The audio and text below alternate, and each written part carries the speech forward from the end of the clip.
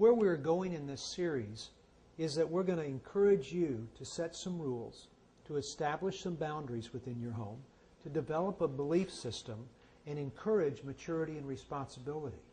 So when you start making rules, if you really think that posting rules on a refrigerator is going to correct all the issues within your home, you're wrong. I mean, that's like really believing that, speed limit signs keeps everybody from speeding. It just kind of sets the standard. So we'll offer a different perspective on developing those rules and a belief system for your home.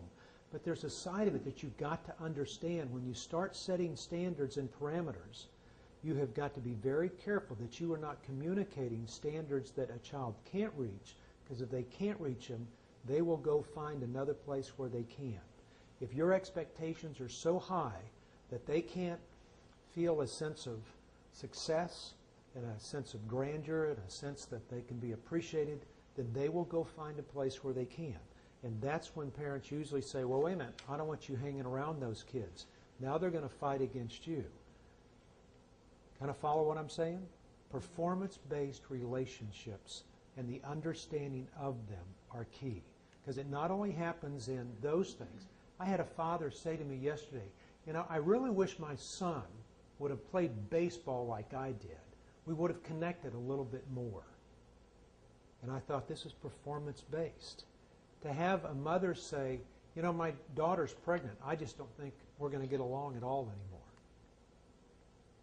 I go, it's easy to love when things are going your way. It's more difficult to love somebody when it's not going your way. But when we give a definition of grace, as we'll say throughout, that God calls us to give truth to our kids and grace, grace is giving them something that they don't deserve. Just as God has done to us, we do to them. And when they are the most undeserving, it's when they have violated you, when they have done something to you that has been hurtful, when it has been difficult to get through things, when they have made mistakes, fallen down, and made you feel somewhat disappointed in them. That's the time that you give them grace. Now you have to balance that.